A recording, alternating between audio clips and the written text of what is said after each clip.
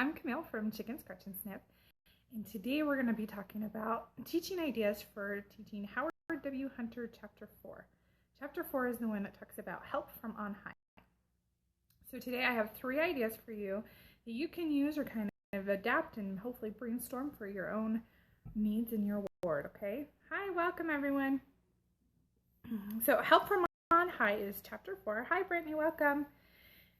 And one of the things it talks about how spiritual things require spiritual sight, spiritual strength, and you can't access them through the normal natural man ways. And so the first thing that you can do is talk about how you build up spiritual strength. And so what you can do is you can make a little handout that says maybe 3 reps of prayer, 15 repetitions of meditation, 1 round of fasting, 30 obedience crunchies, 20 scripture kicks, just something like that, right? Where you can list a whole bunch of daily spiritual exercises, or maybe you can bring in some weights, or you can bring in a strength band, or things like that, so that you can get the point across of how we exercise physically, but we absolutely need to make spiritual strength being a priority each and every day. So talk about that. That's the first idea. Spiritual strength, tie it in a way that people can make sense. Make a little handout, and if you do, come post it in the Facebook group so that everybody else can use it too, okay? Idea number 2. So help from on high. And I love the way that the chapters have been set up, where they really have led right into this chapter the whole entire time, and it's been great. So right here I have a door on the board. And so you can talk about how we have to open the door in order to get that help from on high, right? Like that picture that we always see where Jesus is knocking on the door. So it's kind of that idea.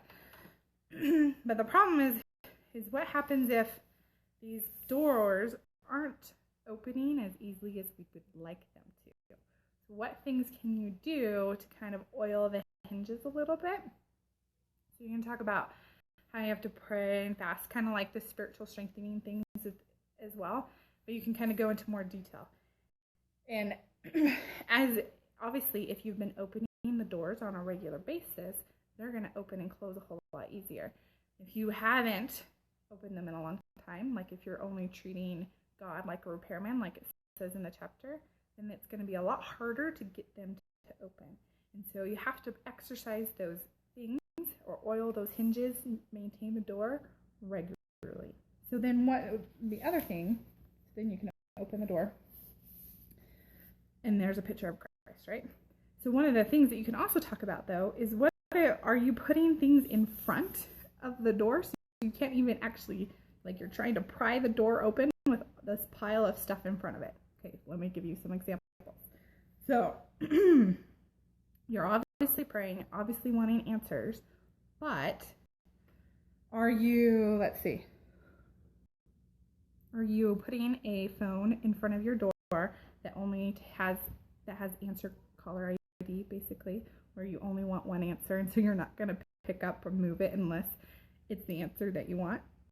Or are you putting on your glasses so that you can't only see certain things? Like when we get too busy and we only have, like we're not paying attention to the answers, so we're not actually being able to see the door to open it in the first place. Or maybe we're listening to All Talk Radio. So we're doing all the talking, we're not doing the listening. Or do we have one of those my timeline only clocks that we're putting in front of the door, where if it's not agreeing with my timeline, then forget it, right? So you can talk about some of those obstacles that we ourselves put in front of the door, as well as maintaining the door, okay? Now, if you guys have any questions along the way, please let me know, or if you have great ideas that you think would go well with these, please put them in the comments below, okay? Now, my last idea. Let's turn this puppy over. Is at the end it talks about perfection and how we have this idea of perfection, that if we're not perfect, then why bother, basically? And I think that we get into this trap more often than we think. And so if we can't be perfect, then why try? Well, the thing is, if you're not trying, what happens is you actually are going down. You're not staying still. You actually decrease. And it's like cleaning your house, right? If you stop cleaning your house, it's not going to be maintained at that level. Then when you stopped, it's going to pile up. It's going to get more messy, and it's going to get crazy, right?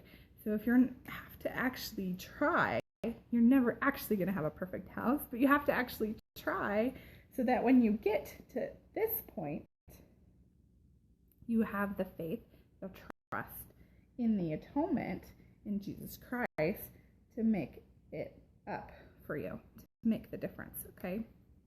And so you can talk a little bit about that and draw some analogies if you want. Cleaning the house is a really easy one because obviously it's not going to stay that way. And Christ will help us make up the difference. And we have to have that trust in the atonement and let it work in our lives so that eventually one day we will get to that perfection point. It's not going to be in this life, but we will eventually, right? And we need to trust that. And so we have to try, and we have to make those steps forward. Because if we aren't moving forward and we're going all the way down here, it's going to be a whole lot more painful process to get back up, okay? So those are just 3 simple ideas. There's more ideas up on the blog. Come share more of your thoughts, your handouts in the Facebook group, because you guys have the best ideas, and I love hearing and reading about them. So it's ckianscratch.com, and you can find the link to the Facebook group on the Howard W. Hunter post as well. Thanks, you guys. You have a great week.